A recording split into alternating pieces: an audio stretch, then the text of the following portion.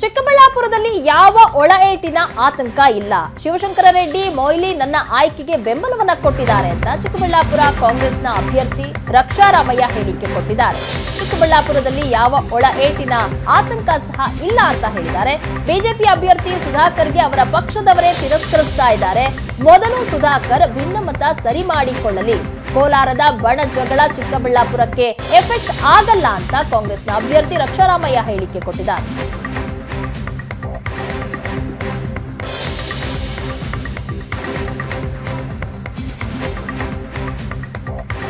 ಲೋಕಸಭಾ ಕ್ಷೇತ್ರದ ಅಭ್ಯರ್ಥಿಯಾಗಿ ಘೋಷಣೆಯಾಗಿರುವಂತಹ ರಕ್ಷಾರಾಮಯ್ಯ ಅವರು ನಮ್ಮ ಜೊತೆಗಿದ್ದಾರೆ. ಸರ್, ಮೊದಲಿಗೆ ತಮಗೆ ಅಭಿನಂದನೆಗಳು.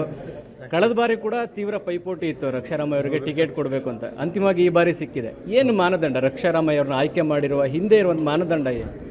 ಸರ್, ಯುವಕರಿಗೆ ಆದ್ಯತೆ ಕೊಡಬೇಕು ಅಂತ ನಮ್ಮ ಪ್ಲಾನರಿ ಕಾಂಗ್ರೆಸ್ ಪ್ಲಾನರಿಯಲ್ಲಿ 35% ಯುವಕರಿಗೆ ಆಗಬೇಕು ಅಂತ ಒಂದು ಆಗಿತ್ತು. ಇದು ಕರ್ನಾಟಕ ರಾಜ್ಯದಲ್ಲಿ ಮಾತ್ರ ಆಗಿರೋದು. 7ರಿಂದ 8 ಟಿಕೆಟ್ ಯುವಕರು ಕೊಟ್ಟು ಒಂದು ಲ್ಯಾಂಡ್ಮಾರ್ಕ್ ಡಿಸಿಷನ್ ಅಂತ ನಮ್ಮ ಕಾಂಗ್ರೆಸ್ ಪಕ್ಷದ ಆಗಿದೆ.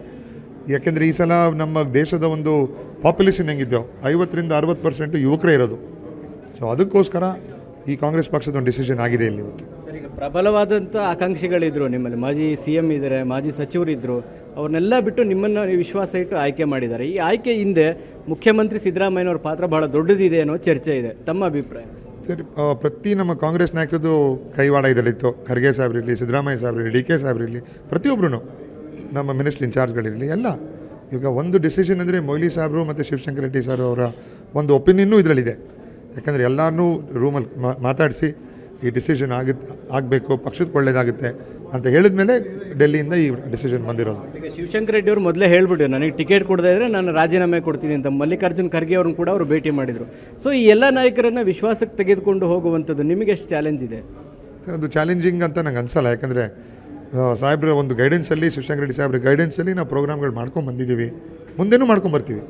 ಅವ್ರದ್ದು ಆಶೀರ್ವಾದ ಸದಾ ಕಾಂಗ್ರೆಸ್ ಪಕ್ಷದ ಮೇಲೆ, ಕಾಂಗ್ರೆಸ್ ಪಕ್ಷದ ಅಭ್ಯರ್ಥಿಗಳ ಮೇಲೆ ಯಾವ ಸದಾ ಇರುತ್ತೆ. ನಿಮ್ಮ ಎದುರಾಳಿ ಸುಧಾಕರ್ ಇದ್ದಾರೆ, ಆ ಜಿಲ್ಲಾ ಉಸ್ತುವಾರಿ ಸಚಿವರಾಗಿದ್ದವರು, ಮಿನಿಸ್ಟರ್ ಆಗಿದ್ದಂಥವ್ರು, ಇಡೀ ಕ್ಷೇತ್ರಕ್ಕೆ ಚಿರಪರಿಚಿತರಾಗಿರುವಂಥ ವ್ಯಕ್ತಿ. ಅವ್ರನ್ನ ಹೇಗೆ ಫೇಸ್ ಮಾಡ್ತೀವಿ? ಸರ್, ನಾವು ಹೇಳೋದಕ್ಕಿಂತ ಅವ್ರು BJP ಪಕ್ಷದ ಪ್ರತಿ ತಾಲೂಕುವಾರನೇ ನೀವು ಕೇಳಬೇಕು. ಅವ್ರು ಇನ್ಚಾರ್ಜ್ ಮಿನಿಸ್ಟರ್ ಆಗಿದ್ದಾಗ ಯಾವುದೇ ಕಾರ್ಯಕ್ರಮಗಳು ಬೇರೆ ಕಡೆ ಆಗಿಲ್ಲ ಅಂತ ಅವರು ಕಾರ್ಯಕರ್ತರು ಹೇಳ್ತಾ ಇರೋದು. ಅವ್ರು ಫಸ್ಟ್ ಮುಗಿಸ್ಲಿ, ಆಮೇಲೆ ನಮ್ಮ ಕಾಂಗ್ರೆಸ್ ಕಾರ್ಯಕರ್ತರದ್ದು ಒಂದು ಒಪಿನಿಯನ್ ನಾವು ಹೇಳ್ತೀವಿ. ಸರ್, ಕೋಲಾರದ ಬಣ ರಾಜಕೀಯ ಚಿಕ್ಕಬಳ್ಳಾಪುರದ ಮೇಲೂ ಇನ್ಫ್ಲೂಯೆನ್ಸ್ ಇದೆ ಅಂತ ಪದೇ ಪದೇ ಮುನಿಯಪ್ಪ ಅವರು ಹೇಳ್ತಾ ಇದ್ರು. ಎರಡೂ ಕ್ಷೇತ್ರಗಳ ಮೇಲೂ ಕೂಡ ಇಂಪಾರ್ಟೆಂಟ್ ಅಂತ. ಈಗ ಕೋಲಾರದ ಈ ಒಳ ಜಗಳದಿಂದಾಗಿ 3ನೇ ಅಭ್ಯರ್ಥಿ ಬಂದಿದ್ದಾರೆ. ಸೊ ಇದು ನಿಮಗೆ ಚಿಕ್ಕಬಳ್ಳಾಪುರಕ್ಕೂ ಇನ್ಫ್ಲೂಯೆನ್ಸ್ ಆಗುತ್ತೆ ಅನ್ಸುತ್ತಾ?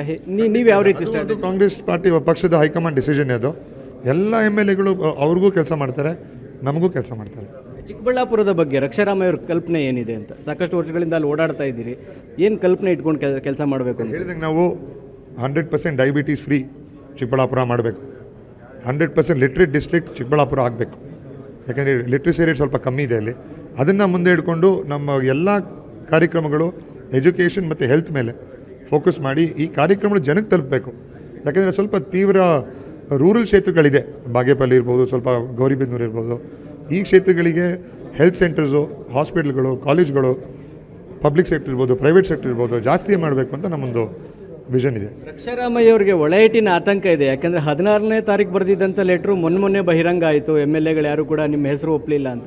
ಸೊ ಈ ಬೆಳವಣಿಗೆಯನ್ನು ನೋಡಿದಾಗ ಪೂರ್ಣ ಪ್ರಮಾಣದಲ್ಲಿ ಕೆಲಸ ಮಾಡ್ತಾರೆ ಅಂತ ಅನಿಸಿದೆಯಾ ನಿಮ್ಮ ಕಾರ್ಯಕರ್ತರು ಅಥವಾ ನಿಮ್ಮ ನಾಯಕರು? ಮೀಟಿಂಗು ನಮಗಾಗಿದ್ದು ಜನವರಿ ಫೆಬ್ರವರಿ ಆಗಿತ್ತು. ಅಲ್ಲಿ ಪ್ರತಿಯೊಬ್ಬರು ಶಾಸಕರು ನಮ್ಮ ಬೆಂಬಲ ನಿಂತಿದ್ದಕ್ಕೇ ನಮ್ಮ ಹೆಸರು ಹೋಗಿರೋದಲ್ಲಿ. ಇವಾಗ ಯಾವುದು ಅದು ಆ್ಯಕ್ಚುಲಿ ಲೀಕ್ ಆಗಿರೋ ಲೆಟ್ರ್ ಅಂತ ನಾನು ನೋಡಿದೆ, ನಿಮ್ಮ ಮಾಧ್ಯಮದಲ್ಲೇ ನೋಡಿದೆ. ಅದು ಯಾವ ಒಂದು ಪ್ರೆಷರ್ ಬರ್ದಿದ್ದಾರೋ ಬರ್ದಿಲ್ಲೋ ನನಗೆ ಅರ್ಥ ಆಗಲಿಲ್ಲ. ಆದರೆ ಪಕ್ಷದ ಡಿಸಿಷನ್ಗೆ ಎಲ್ಲರೂ ಬದ್ಧರಾಗಿರ್ತಾರೆ. ಕಾನ್ಫಿಡೆನ್ಸ್ ಇದ್ದೀರಿ ಗೆಲ್ತೀವಿ ಅಂತ? 100ಕ್ಕೆ 100. Thank you. ಇದಿಷ್ಟು ರಕ್ಷಾರಾಮಯ್ಯ ಅವ್ರ ಮಾತು. ಕ್ಯಾಮ್ರಾಮನ್ ನಾಗರಾಜ್ ಜೊತೆಗೆ ಮಾರುತೇಶ್ ಹುಣಸನಹಳ್ಳಿ, ಏಷ್ಯಾನೆಟ್ ಸುವರ್ಣ.